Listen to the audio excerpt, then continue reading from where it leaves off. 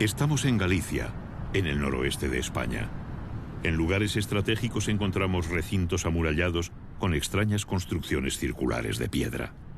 ¿A quién pertenecieron? ¿De quién se defendían? ¿Cómo vivían? Son los vestigios arqueológicos del pueblo castreño. Este es el castro de Baroña, en Portodosón, en la ría de Noia. Así era en su tiempo.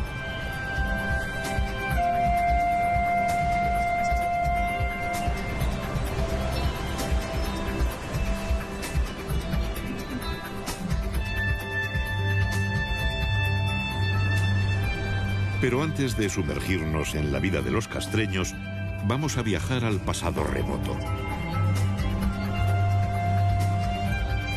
En estas tierras de escabrosas costas y enormes acantilados, el mar fue desde antaño una vía de comunicación entre los pueblos que habitaron el litoral del Océano Atlántico. El hombre del Paleolítico buscó cobijo en cavernas y abrigos naturales. Su vida itinerante de cazador-recolector le permitió sobrevivir en un entorno feraz y lleno de peligros. Su forma de vida conoció un cambio radical con la llegada de la agricultura. Fue entonces cuando comenzó a dejar su huella en el paisaje. En el megalítico, el mar se convirtió en una fuente de contactos. Antes de la edad de los metales, los pueblos de la Europa atlántica fueron los primeros en construir grandes monumentos destinados a perdurar en el tiempo.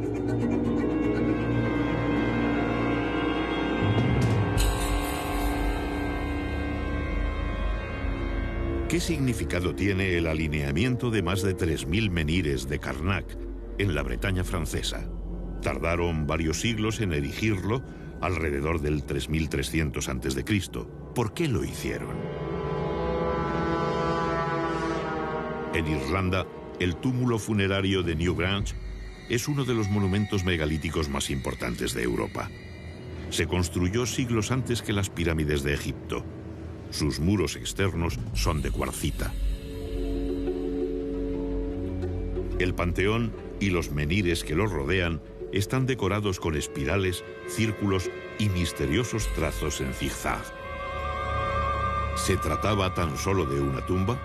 Hay estudiosos que lo describen como un enorme observatorio astronómico, al igual que el santuario de Stonehenge, que supuso la extracción, tallado y transporte de enormes bloques de piedra, algunos de hasta 30 toneladas de peso, desde una distancia de 70 kilómetros. Todavía nos preguntamos el porqué de estas titánicas obras, en las que era necesaria la movilización de grandes recursos humanos y económicos, además de una gran capacidad de planificación y organización. En Galicia, las primeras tumbas megalíticas aparecen alrededor del 4500 a.C. Consistían en cámaras funerarias construidas con enormes losas de piedra. Se las conoce como dólmenes. Colocadas verticalmente, las ciclópeas piedras formaban el aposento funerario y un pequeño corredor de acceso. El dolmen se sepultaba formando un túmulo de tierra y piedras. Las mayores losas se tallaban a medida para sellar el enterramiento.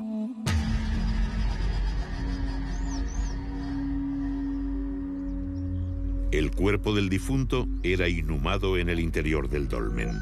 Los objetos de prestigio de sus ajuares funerarios ponen de manifiesto la existencia de jerarquías sociales. Aquellos dólmenes, o mámoas, como se les llama en Galicia, donde se enterraba a personajes notables para la comunidad, funcionaban como auténticos mausoleos, es decir, eran a la vez tumbas y santuarios donde se celebraban ceremonias de ofrendas a los ancestros y de culto a los muertos.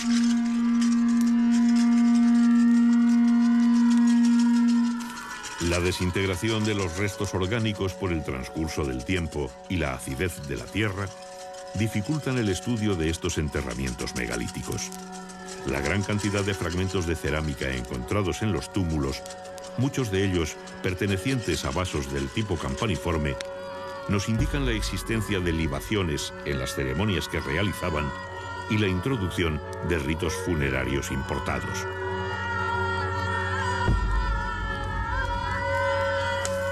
El colosal esfuerzo invertido por estas sociedades del final del Neolítico en la construcción de estos monumentos y su profusa presencia en el paisaje evidencian la importancia que tenían los antepasados y su profunda creencia en el más allá, en la vida después de la muerte.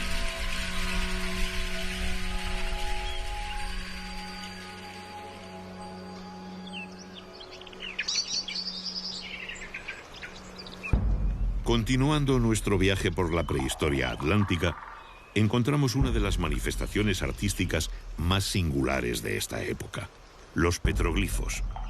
El hombre siente la necesidad de plasmar en la piedra aspectos de su vida y sus creencias.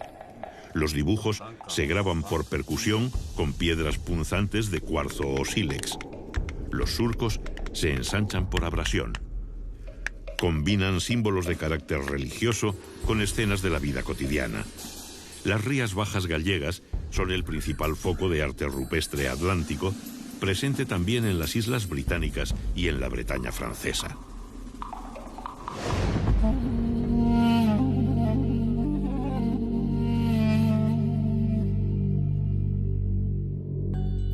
En la Edad del Bronce aumenta la población y los asentamientos se hacen más estables. Viven de una agricultura sencilla. La presión sobre el medio natural se acentúa. Talan los campos y queman la vegetación para crear pequeñas parcelas de cultivo, como se sigue haciendo en las regiones menos desarrolladas del planeta. Durante la quema, también cazaban los pequeños animales que huían del fuego. Labraban la tierra con azadas de piedra y de palo para cultivar plantas leguminosas y variedades primitivas de trigo y otros cereales. Cada pocos años tenían que cambiar de lugar.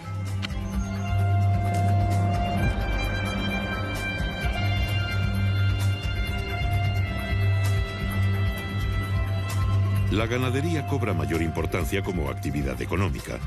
Constituye una incipiente industria de productos como carne, lácteos, pieles y lana.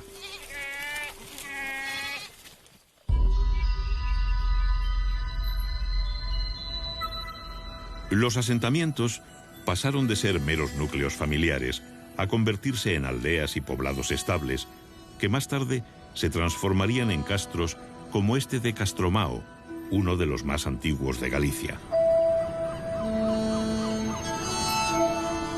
En la costa se establecen en lugares estratégicos como puntas y penínsulas que les ofrecen buenas condiciones defensivas naturales, reforzadas mediante terraplenes y empalizadas.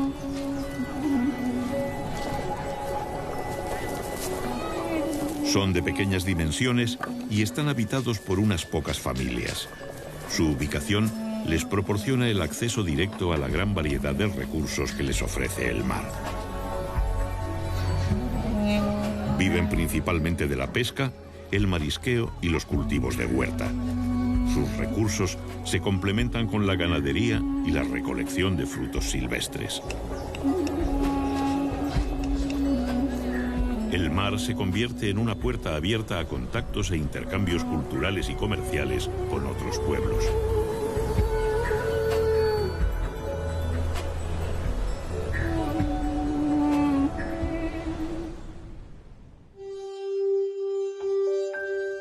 La metalurgia, la mayor innovación tecnológica de la historia de la humanidad, provocó una verdadera revolución, un cambio global.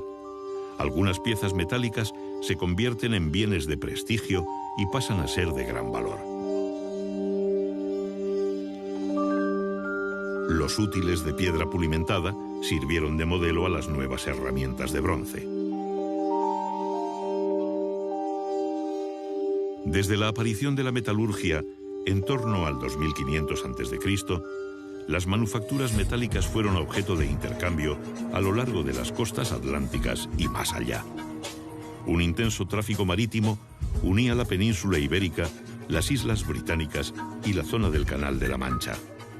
Navegaban en embarcaciones construidas con mimbre y revestidas de pieles impermeabilizadas con sebo.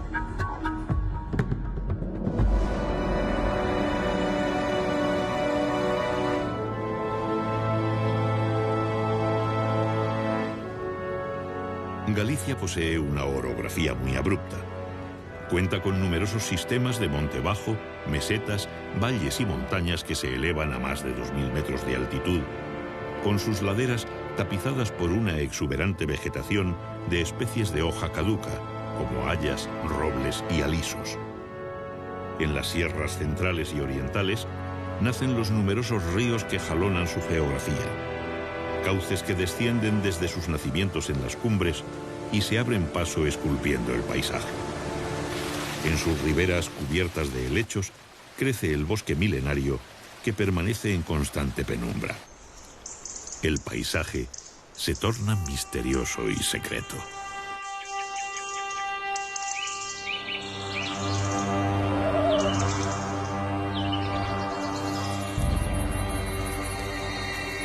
Las sociedades de la Edad del Bronce sacralizaron la naturaleza con divinidades asociadas a montañas, ríos, manantiales, lagunas y bosques. Chamanes y curanderos encontraron la inspiración de su don en el corazón de estos bosques, que todavía hoy son objeto de enigmáticos relatos sobre brujas y sortilegios. Muchos rasgos de las prácticas religiosas de la Edad del Bronce han llegado hasta nuestros días, fosilizados en el folclore europeo. Ninfas, trasgos, gnomos y otros espíritus son entidades míticas que hunden sus raíces en esta remota época. Posiblemente, los pescadores y cazadores que se adentraban en estos parajes ocultos se sometían a algún tipo de iniciación parecida a las que todavía se realizan en algunas comunidades de creencias animistas de África y América, para protegerse de las terribles fuerzas sobrenaturales que existían en estos lugares.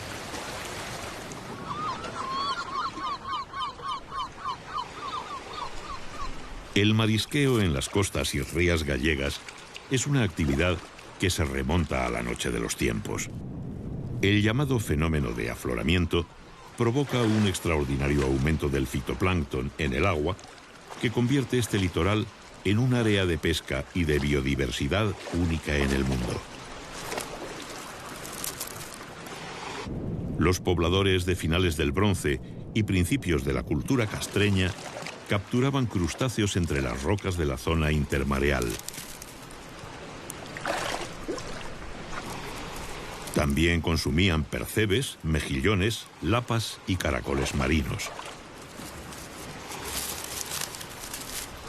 La pesca se documenta por los numerosos restos de peces encontrados, como merluzas, caballas, jureles, besugos, congrios y un sinfín de especies más.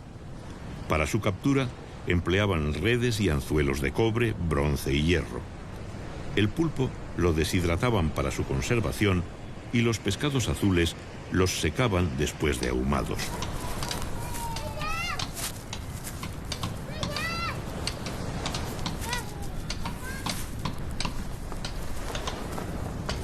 La mayoría de las comunidades castreñas eran autosuficientes para cubrir sus necesidades básicas.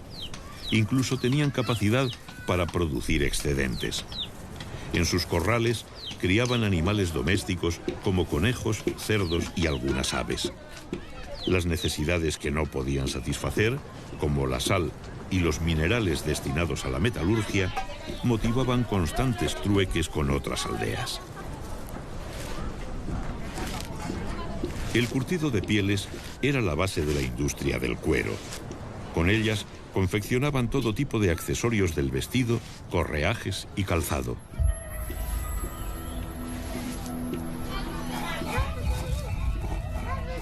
La molienda del grano la realizaban en molinos barquiformes que exigían un considerable esfuerzo.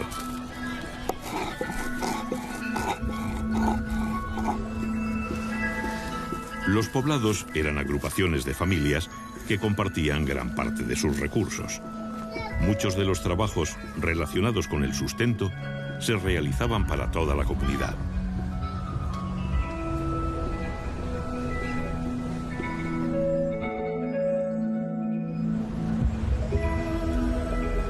Viajamos hasta La Lanzada, en las Rías Bajas. La ermita y los restos del antiguo castillo atestiguan el destacado papel que tuvo este enclave en la historia de Galicia.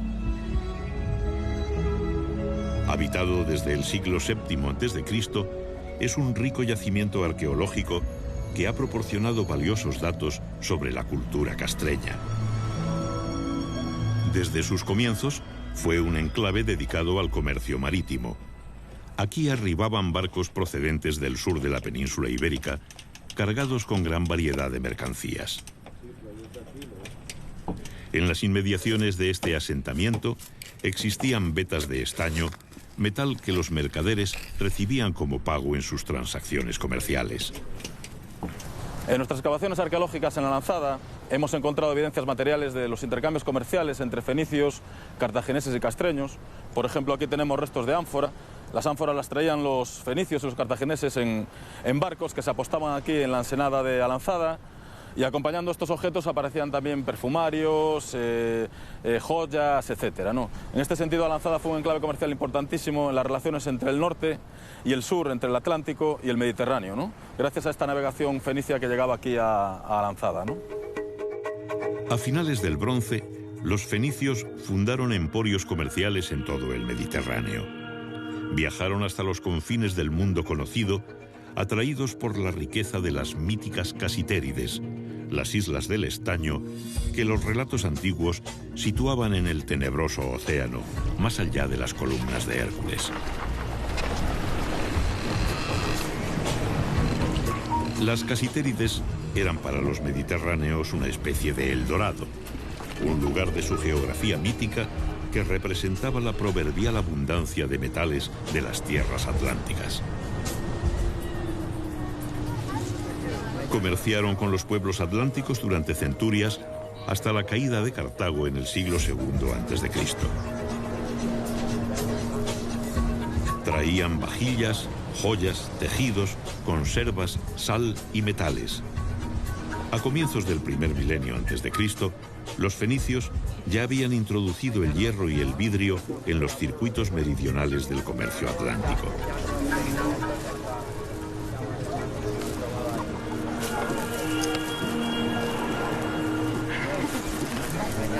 Innovaciones como el molino giratorio y el torno de alfarería fueron rápidamente adoptadas junto con otras nuevas herramientas. También asimilaron modas en el consumo de alimentos, el vestido y el adorno personal. Los pueblos atlánticos exportaban el estaño desde antiguo. Producían lingotes de pesos estándar con los que pagaban las importaciones. También ofrecían a cambio plata, oro y pieles de animales.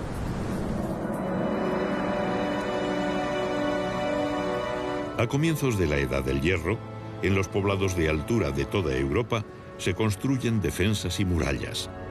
El colapso de civilizaciones mediterráneas como la micénica y la hitita provocó el hundimiento del comercio. Los metales comenzaron a escasear y se encarecieron. Los poblados tuvieron que fortificarse para defender sus reservas y su producción metalúrgica de los ataques de las bandas de pillaje. En toda Europa se vive un ambiente de mayor actividad bélica.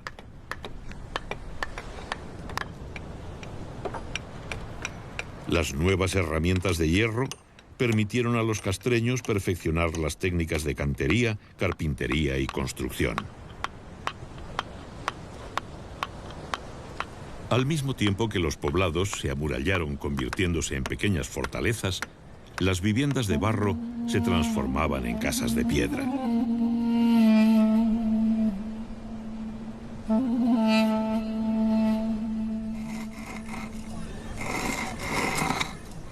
Un significativo aumento de la población multiplicó los castros en el territorio. La tecnología agrícola permitió explotar con más efectividad los suelos de los valles, mucho más productivos. Los nuevos asentamientos se situaron en las tierras bajas. Los intercambios económicos y culturales se hacen más fluidos, especialmente con las islas británicas, hacia donde nos dirigimos ahora para saber cómo vivían sus antiguos pobladores. Al borde de un acantilado de 100 metros de altura, encontramos Duna Ongasa, el mayor poblado fortificado prehistórico de las Islas Aran, en Irlanda. Su sistema defensivo de murallas concéntricas y piedras hincadas es muy similar a los castros de Galicia. La reconstrucción del poblado de Castle Henleys, en Gales, pone de manifiesto la semejanza en usos y costumbres que tenían los pobladores de los territorios atlánticos. Sus casas de planta circular, paredes de piedra y techumbre cónica vegetal son prácticamente iguales a las castreñas. Las paredes enlucidas muestran dibujos circulares y cruciformes de simbología solar.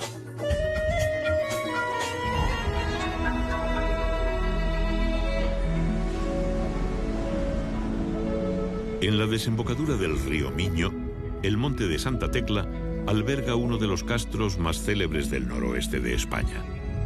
Fue construido hacia el siglo I a.C.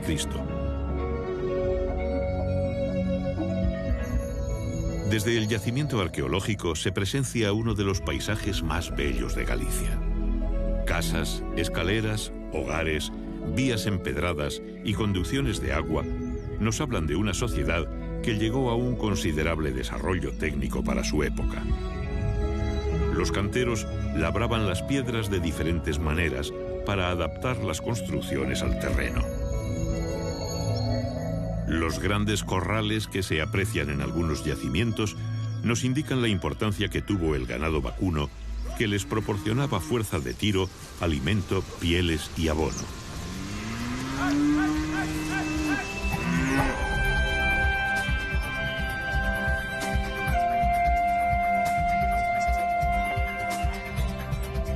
En Galicia, la naturaleza se muestra con toda su fuerza. Las grandes mareas dejan al descubierto bancos de arena, estuarios y playas que favorecen el desarrollo de especies de bivalvos marinos, como almejas, berberechos, ostras, lapas, navajas y vieiras. En las costas de aguas tranquilas y fondos arenosos, las mujeres mariscaban todo tipo de bivalvos que constituían una fuente complementaria de alimentación. El tamaño de las especies documentadas por los arqueólogos está muy por encima de las actuales tallas comerciales. En aquel tiempo no existía la sobreexplotación. Conocemos la dieta de los castreños del litoral gracias a los vertederos de sus poblados, que los científicos llaman concheros por su abundancia en restos de moluscos.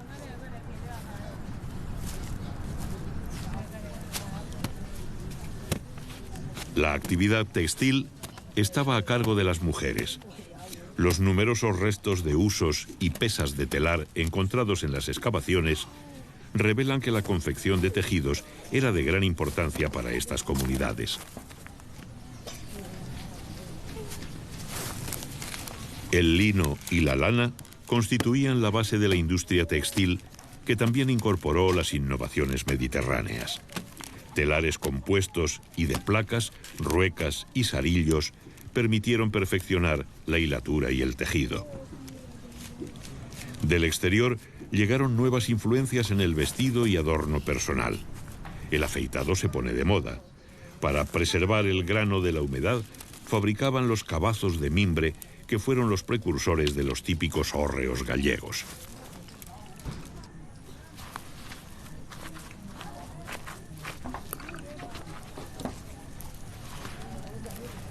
Aunque el torno de alfarero ya era utilizado, la cerámica moldeada a mano continuaba siendo de uso común.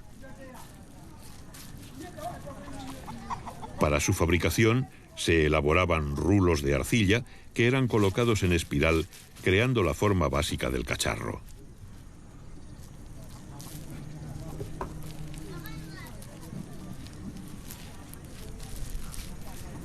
Después se unían entre sí las tiras de arcilla, se alisaba la superficie y se daba la forma definitiva. Luego lo dejaban secar completamente antes de someterlo al fuego.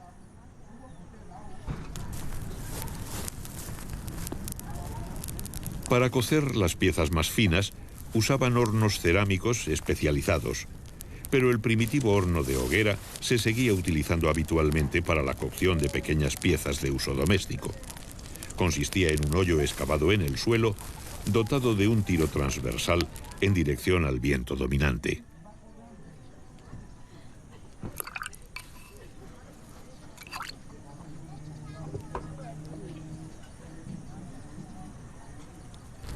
Más tarde, la pira se cubría parcialmente con tierra para concentrar el calor.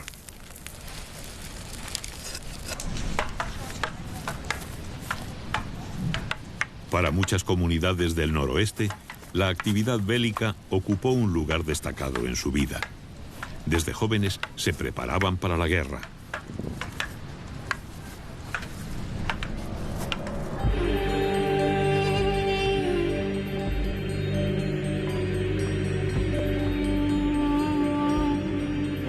Los castros perfeccionaron su aparato defensivo con una sucesión de fosos y parapetos que rodeaban la muralla. También se reforzaron las defensas en las puertas de acceso con muros y torreones que las flanquean. Estaban construidos para ver y ser vistos.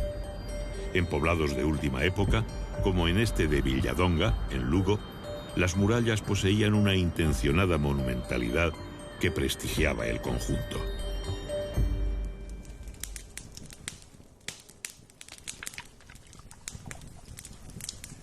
Los forjadores cobran un papel muy importante. La guerra y la defensa de los bienes comunales ante el pillaje les otorgan un estatus especial. De ellos depende la producción y la mejora de las armas. También son importantes por favorecer la expansión de la agricultura gracias a la fabricación de herramientas de labranza.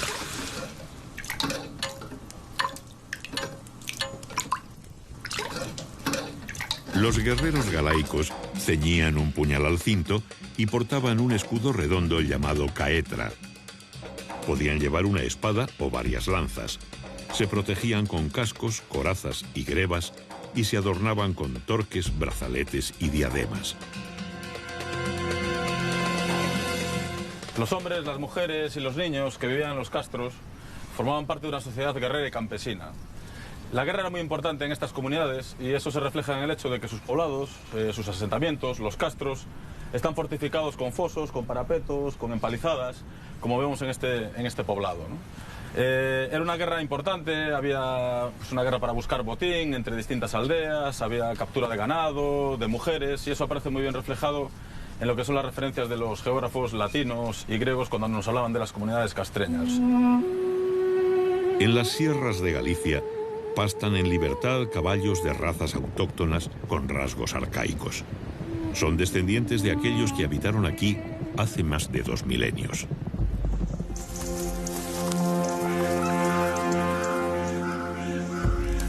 Los caballos eran un símbolo de poder y riqueza. Nunca formaron parte de la dieta. Se utilizaban para la guerra y en los sacrificios. El autor clásico Diodoro de Sicilia nos habla de las bandas de pillaje. Cuando sus jóvenes alcanzan la plenitud de su fuerza física, aquellos que son pobres en riquezas materiales se reúnen en lugares montañosos y de acceso difícil, donde forman bandas de talla considerable y después bajan a Iberia y juntan riquezas gracias al pillaje. Por su importancia, los caballos constituían un magnífico botín. Los valerosos jóvenes de estas bandas capturaban los caballos derribándolos. Posiblemente esta forma de atraparlos haya perdurado hasta nuestros días en la popular fiesta de las rápadas bestas, en la que una vez al año bajan los caballos del monte, los apresan y les cortan las crines.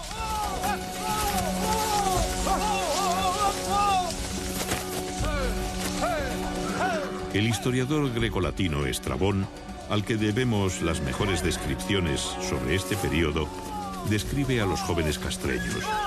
Son hábiles en emboscadas y exploraciones, ligeros y capaces de salir de los peligros. Al parecer tenían un gran conocimiento de las técnicas militares, matizadas por sus propias reglas, que enfatizaban el valor personal, la intimidación, la bravura y la ferocidad.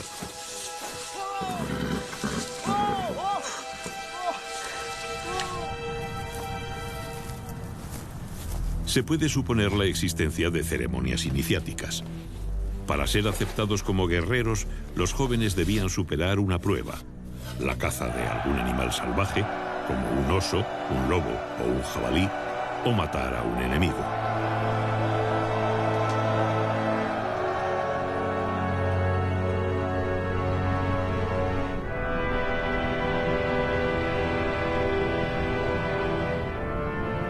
Parece sacada de un cuento.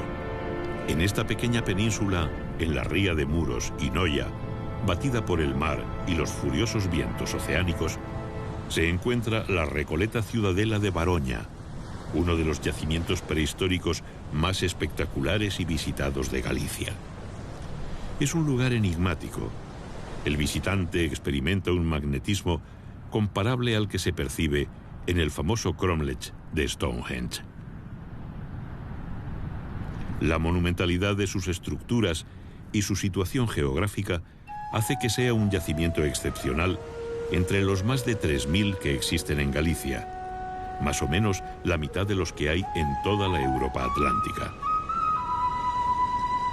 Su muralla, dispuesta en varios circuitos a diferentes niveles, posee un intencionado sentido escenográfico. Esta audaz obra pública refleja una decisiva voluntad de alcanzar prestigio sobre las comunidades vecinas. En el castro de Borneiro, en La Coruña, como en la mayoría de los yacimientos, observamos que la disposición de las construcciones en el interior de los recintos estaba condicionada por el trazado de la muralla, los desniveles del terreno y la planta curva de las viviendas, que no compartían paredes medianeras, dejando muchos espacios muertos entre ellas. En los poblados de última época hacen su aparición los trazados rectilíneos y las construcciones de planta cuadrangular, que aprovechan mejor el espacio adosándose unas a otras. Las viviendas tenían puertas resguardadas por machones y tejados a dos aguas. El urbanismo castreño alcanzó un gran desarrollo en el área meridional, desde las Rías Bajas hasta el río Duero en el actual Portugal. Aquí surgieron los grandes poblados denominados citanias, como las de Briteiros y Sanfins. Eran protociudades que concentraban una gran población y cumplían un papel central en la organización territorial. En la misma época se construyen los llamados monumentos con horno o saunas castreñas, como esta de Punta dos Prados, en Ortigueira, en la provincia de La Coruña. Una de las mejor conservadas es la del castro de Briteiros. Estrabón nos cuenta que los galaicos tomaban baños de vapor y luego de agua fría. Estaban construidas con grandes placas de piedra que las aislaban del exterior.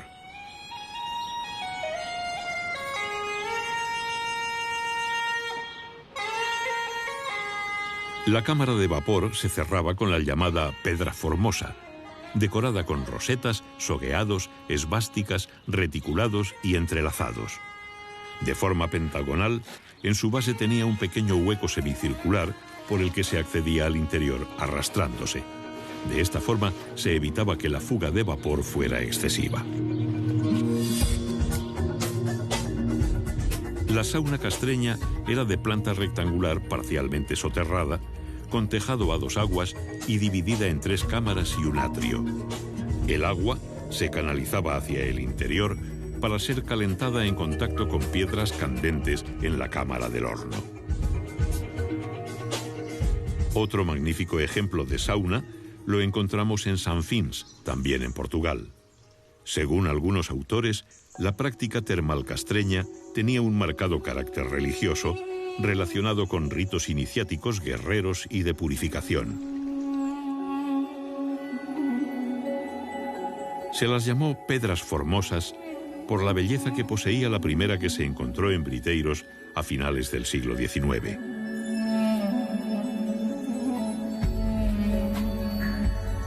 Los elementos decorativos combinaban motivos que recuerdan a los de la orfebrería. Algunos se pueden considerar protectores, como las esvásticas, un símbolo de buen augurio que aún se mantiene en la Galicia rural.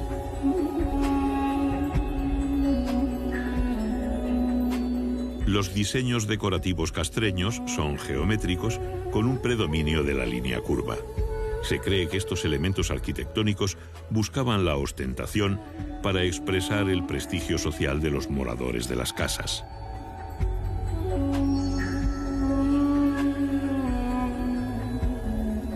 Se conocen una treintena de estatuas de guerreros galaicos. Representan figuras masculinas en pie, en actitud de parada y exhibiendo sus atributos militares.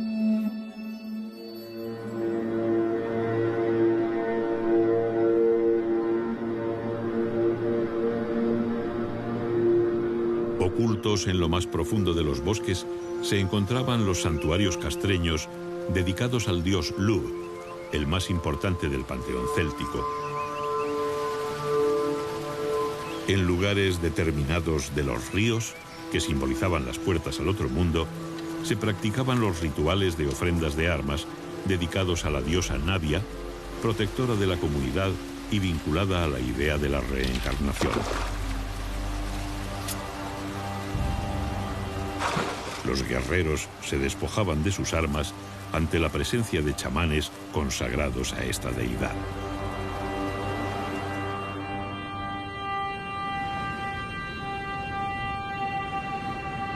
Creían en dioses hacedores del mundo, en divinidades relacionadas con la guerra, el vigor físico y la fuerza, y en deidades relacionadas con la producción y la abundancia.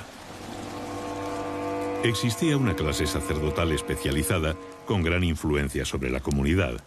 Druidas, chamanes y adivinos eran consultados y reverenciados por ser hombres sagrados, portadores del conocimiento arcano, que podían ver más allá del mundo de los vivos.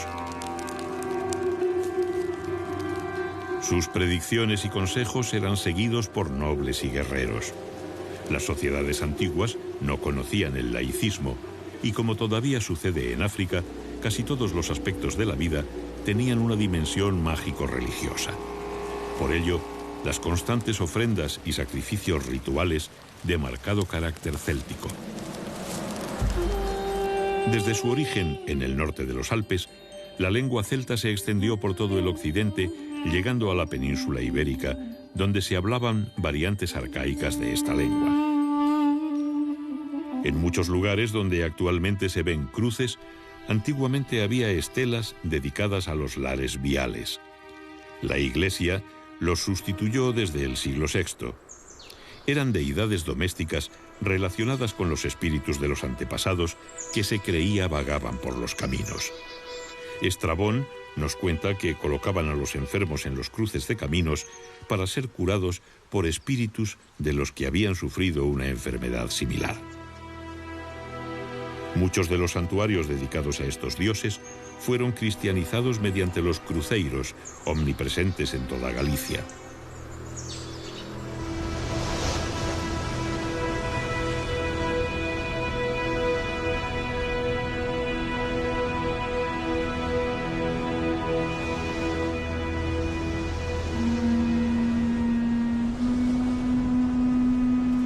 El cuerno fúnebre suena desde lo más alto del acantilado. Un poderoso guerrero ha muerto y va a ser incinerado. Estos farallones que se adentraban en el mar, al igual que las islas, eran considerados territorios limítrofes entre el mundo de lo terrenal y el sobrenatural, situado en un lugar lejano en medio del océano.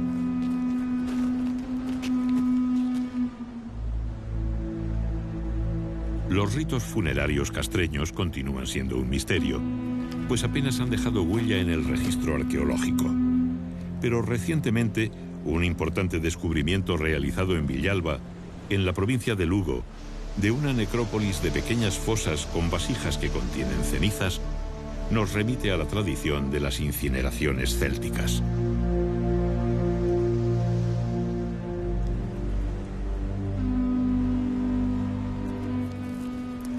El difunto era despojado de sus joyas personales como pulseras, torques y su puñal de antena. El oficiante entregaba sus armas y posesiones al sobrino del finado. En estas tierras del noroeste, tradicionalmente las hijas heredaban de sus madres. Los varones estaban ligados especialmente a su tío materno.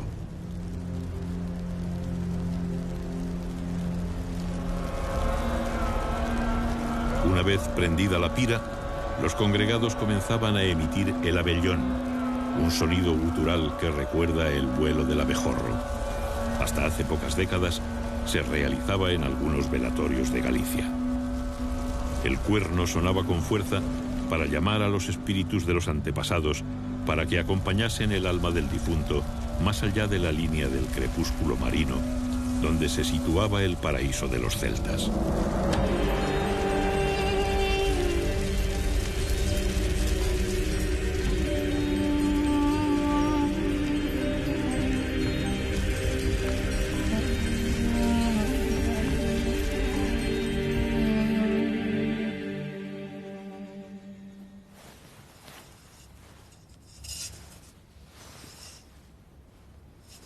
Los recientes descubrimientos realizados en castros de Galicia documentan que las cenizas del difunto se enterraban en una cista o arqueta en el suelo de la casa familiar.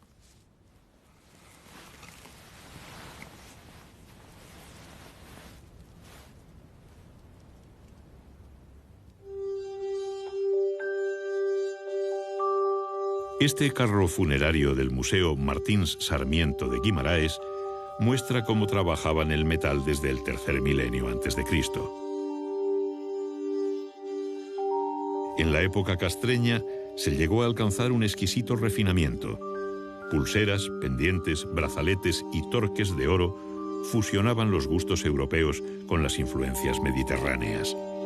El tesoro de Caldas, del que una parte se encuentra en el Museo de Pontevedra, está datado en el bronce final. Compuesto por lingotes en anillo, brazaletes, diademas, cuencos ceremoniales y peines de oro, pesaba en total 37 kilos.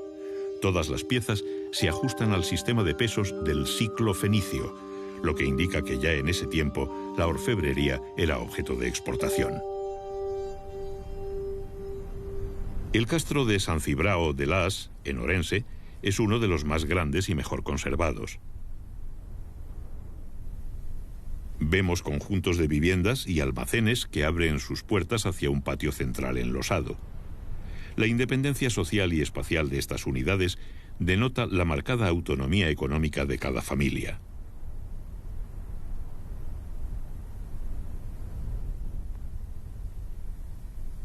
Las murallas son monumentales. Hay calles empedradas, aljibes y canalizaciones. En esta última época se cree que estos poblados se encaminaban a la formación de ciudades-estado.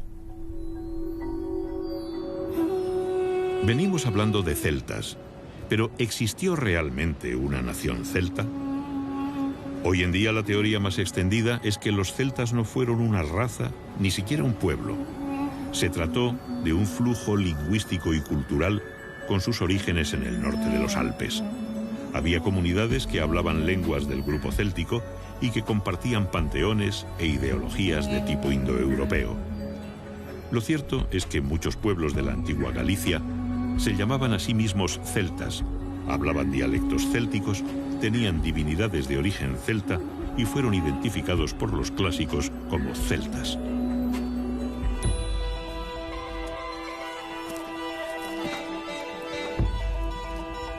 Los banquetes siempre han favorecido la fraternidad entre los comensales. En aquella época, y según el cronista Estrabón, en ocasiones especiales, los jefes castreños de diferentes clanes celebraban banquetes que adquirían un carácter de ritual. El cronista grecolatino nos cuenta que se sentaban en bancos construidos alrededor de las paredes, situándose según edad y dignidad. La comida se la iban pasando en rueda, mientras bebían el escaso vino del que disponían. En sus recetas, en lugar de aceite, empleaban mantequilla. También describe que al final bailaban en círculo al son de la flauta, dando saltos y cayendo de rodillas.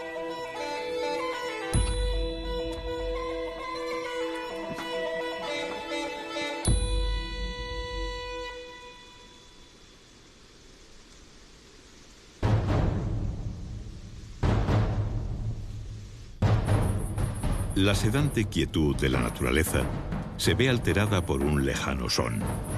Bajo la bóveda vegetal se propaga el eco de un extraño visitante. La paz se ve amenazada por la llegada de las legiones romanas. Los romanos no eran desconocidos para los castreños. Muchos mercenarios galaicos habían participado junto a Aníbal en su marcha contra Roma a través de los Alpes. En su inexorable avance encontraban vestigios de culturas milenarias.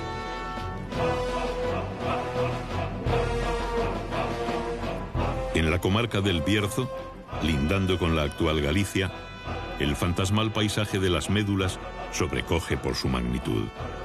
Sus paredes verticales son el resultado de una demolición premeditada de la montaña que existía antes de la llegada de los romanos. Era el mayor yacimiento de oro del occidente romano, donde se aplicaron procesos de extracción del metal que se usarían hasta la Revolución Industrial. Para acceder a los filones de oro de las profundidades, los mineros romanos demolían enormes masas de tierra mediante el sistema de ruina montium. Creaban una red de pozos y galerías sin salida, en las que se introducía de súbito un enorme caudal de agua, almacenado en grandes balsas a mayor altura. Esto producía la compresión del aire en los túneles, que actuaba como un explosivo. La masa minada se desgajaba de la montaña y se derrumbaba. El oro galaico supuso un acicate para las ansias de conquista del imperio. Se calcula que en las minas del noroeste los romanos extrajeron unos 200.000 kilos de oro.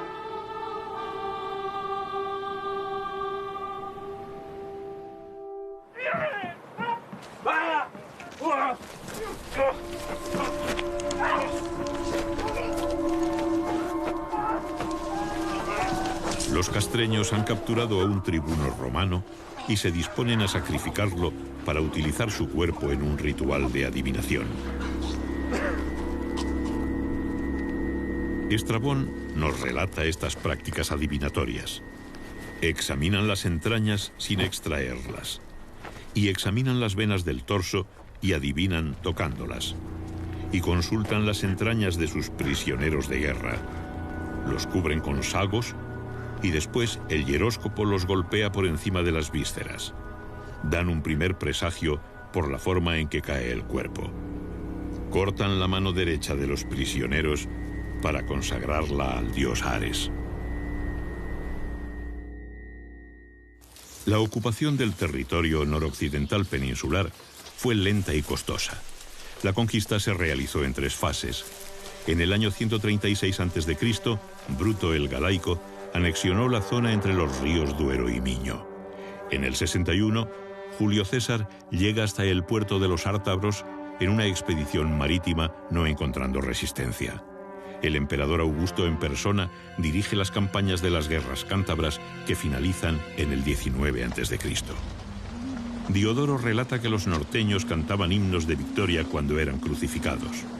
Los prisioneros se suicidaban, las madres mataban a sus hijos antes que caer esclavos.